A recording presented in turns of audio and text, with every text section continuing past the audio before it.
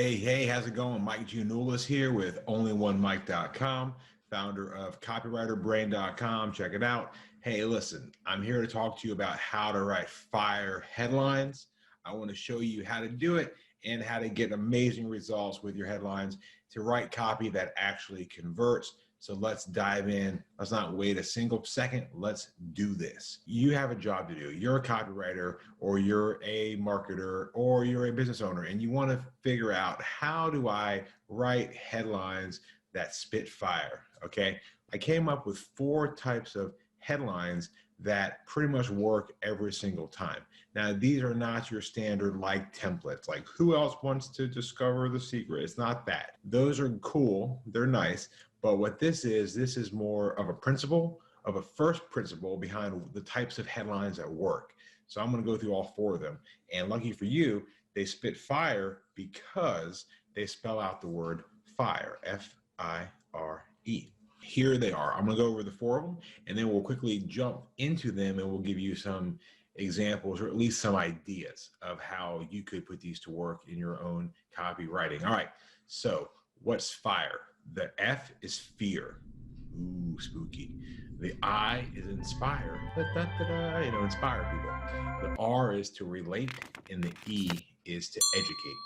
So those are kind of your 4 broad-based ways to create headlines that actually will connect to people. You'll notice that each of them has a little bit of an emotional appeal. The educate one is a little more logical based, but it actually can be used in an emotional way, which we'll get to. All right, let's talk about fear first. So this fear headline, this is a type of headline that you want to focus on if you want to target that primitive part of the human brain. Some people call this the chimpanzee brain. Fear, I'll be upfront, is not my favorite angle. I try to stay away from it. I'm more of like a positive guy, so I don't really like the fear side, but I would be doing you an injustice if I didn't tell you that it really does work. Humans, we're geared towards, avoiding pain, and fear is a way for us to avoid painful things. What are some of the industries where fear really works extremely well? Well, you have things like the survival niche. You have gun sales, obviously, politics, anything in health and wellness, financial products, safety products. Like, how many moms are terrified of their kids like choking or falling? Fear is a tool that you can use, especially if your product really helps people. If you feel like it's important for your audience to have this product, I feel like it's okay to use fear then, but don't use it to sell junk that doesn't make any sense. You got to really be solving a real problem. What's an example? So a very simple, basic example of a headline that'll grab your attention and pull you in would just be something like, could this one food lead to an early death? Ooh, the word death, it calls you out. It's kind of like, whoa, that's kind of scary, right? That's fear.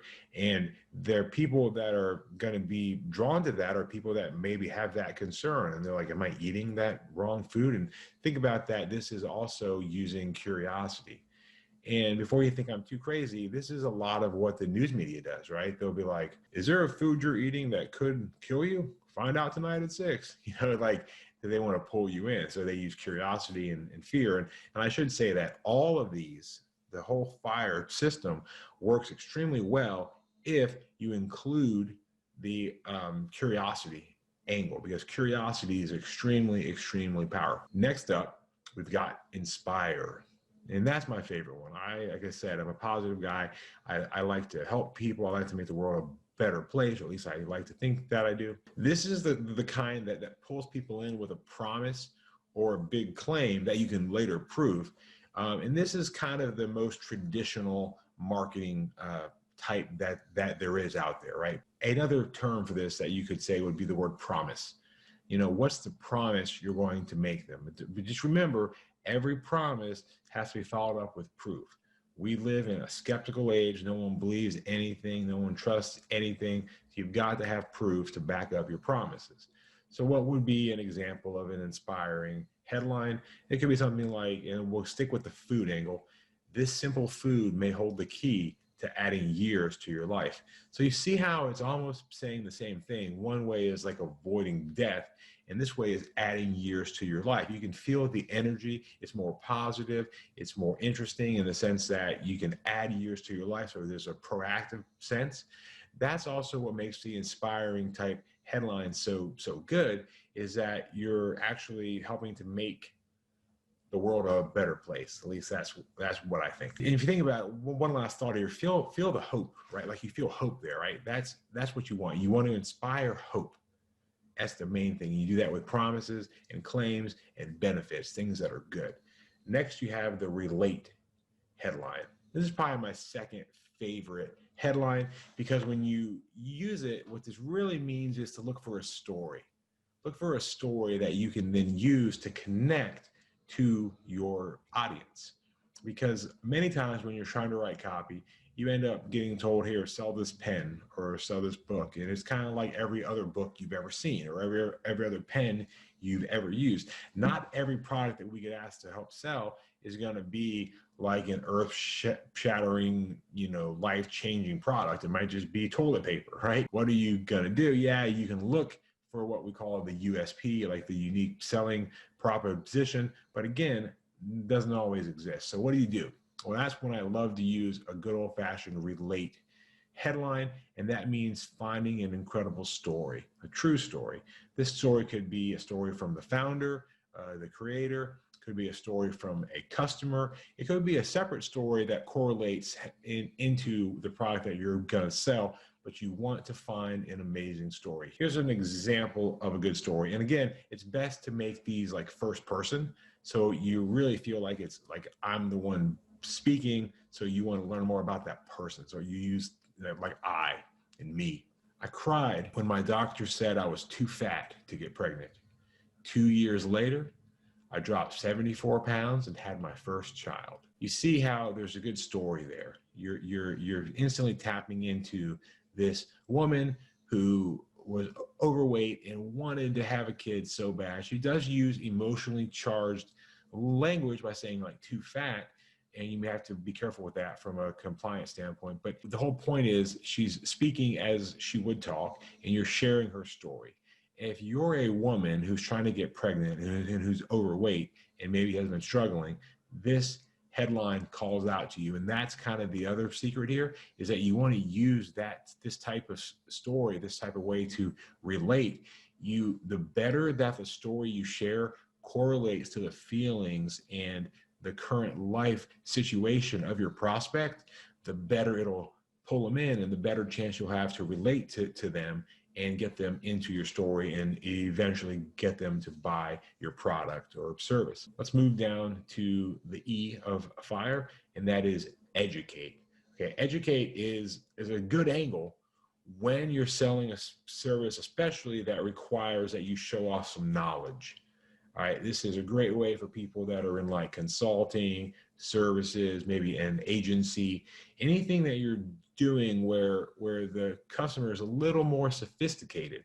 Not to say the other ones don't work, because they will, but the educate angle gives you a leg up, and it also allows you to sort of use a Trojan horse method, which is to kind of provide education, but secretly bringing in sales, because people will start to read because they'll be like, oh, great, this is going to be a cool blog post, right? Or a cool piece of content. And that content slowly segues them into a sale. And then usually these types of sales are like book a phone call or send me an email or submit a request for a quote, things like that. Educate works powerfully with that one. So like stats, studies, numbers. This is what makes a great educate headline. I would almost say if there's not a number in the headline, it cannot be called an educate headline. Here's an example of a educate headline. Now, I just made this up, so it's not true. So I don't know. I just typed this in. But 1 in 3 women suffer from dry skin. Here's why you don't have to be another statistic. You can see that that's a pretty shocking stat, and that's a key too. If you can make the stat like really shocking or really just like unbelievable, like I can't believe that, that's crazy, that'll get people to read.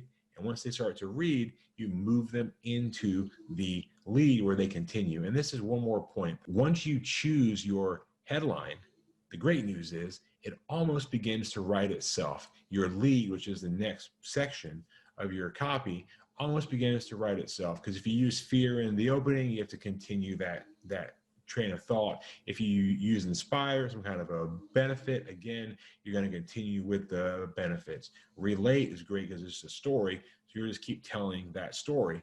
And then educate, again, you're going to continue on with where you got that study from, why it's important, or talk more about that study, or even share other stories. Like what's even worse is 1 in 4 women have acne, right? And somehow that all ties in to the product. And then my final comment, this is the surprise of this piece, is if you really truly want to make your headlines fire, what do? You combine them. So you don't have to just use one or the other. You can actually use both at the same time. Like you could use an educational angle with a story element. You could use a fear angle with a story. Those work extremely, extremely well. Obviously, inspiring stories, inspiring stats, right? You can combine these.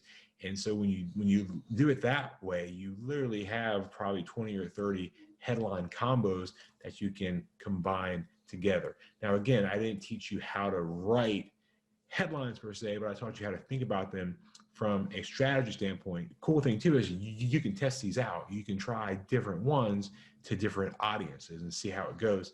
I really hope you enjoyed that. If you did enjoy that, please give me a like or a subscribe or a share would be great. I make videos like this every week where I talk about copy, marketing, business growth, scaling, all kinds of fun stuff. If you're into that, hit the subscribe button right now. And leave a comment below if you have any questions, if you want to learn more. And when you get a chance, check out my blog, onlyonemike.com. I have 21 copywriting exercises that you can use right now. It's all free, and it helps you become a better copywriter. And I'll see you here soon back on YouTube.